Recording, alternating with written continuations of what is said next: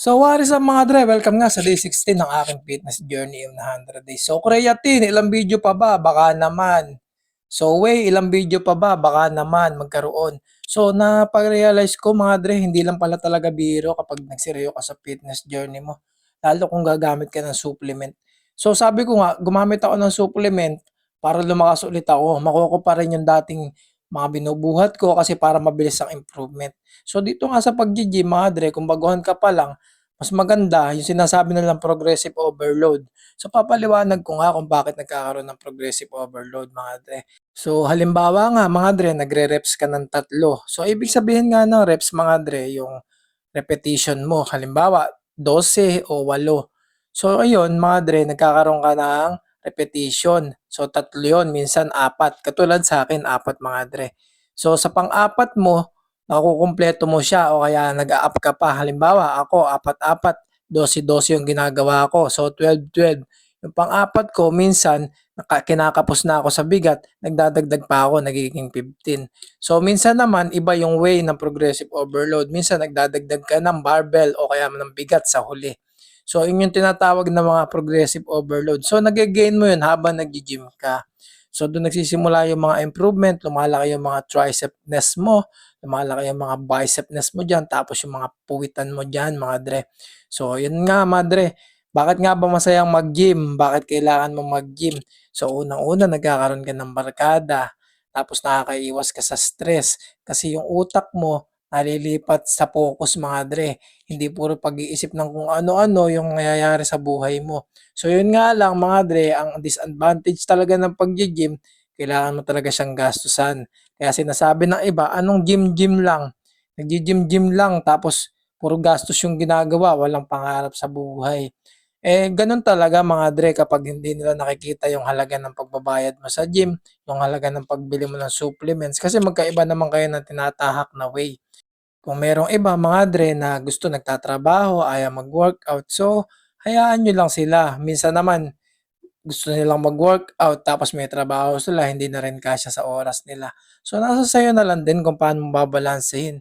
So katulad ko ang napakabising tao, binabalanse ko lang. So para sa akin, mas maganda talaga yung nagbubuhat ka ng umaga para yung energy mo pagkahapon, pagkapagabi na, patulog ka na, mas low energy ka na. Kasi kung gabi ka nagbubuhat, parang active pa rin yung mga muscle mo, active pa rin yung pagtibok ng puso mo, malakas pa rin.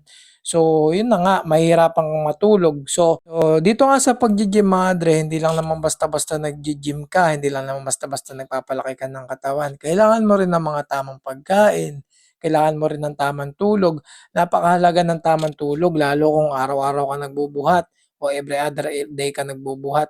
So yung iba nating mga kapatid, yung iba nating mga katropa, minsan may mga trabaho na night shift, minsan may mga trabaho na doktor, minsan may trabaho na abogado. Yan, mga talaga, mga busy yan, halos wala ng oras sa sarili. Pero nakakapag-gym pa din. Nasisingit pa rin nila yung healthy lifestyle nila. Kasi kailangan talaga meron kang exercise sa katawan. Kailangan may pinagpapawisan ka. So mabalik nga tayo dito mga dre sa workout na to. Yung workout na ginagawa ko mga dre, legs ang tawag yan. Pampalaki yan ng wet packs mga dre, pampalaki ng hita, para sa mga chicks talaga yung buhat na yan. Kasi kapag, alam nyo naman yung babae, kapag malaki yung wet packs, malaki yung hita, malaki yung binti, napakagandang nakakaakit mga dahil long-legged tapos ganun, di ba? Pwede ka na sa mga majorette dyan, lalo kung napakaganda talaga ng build ng hita, binti, tsaka mga wet packs mo. So, pang model talaga. So, yun na nga mga dress, sinimulan ko siya, di ba nakita nyo? Sinimulan ko yung workout ko, kung babalikan nyo, sinimulan ko siya ng squat. Sinundan ko siya ng sa machine press. Sinundan ko naman siya ng mga swing. Yan. Siswing mo lang yung mga hit at binti mo dun sa machine. So pagkatapos nga nun mga dre, ng workout ko ng legs, pumanat naman ako ng triceps. So yan na nga yung ginagawa kong combo kasi nakukulangan ako kung legs lang. Kasi minsan in 4 days nag-gym ako.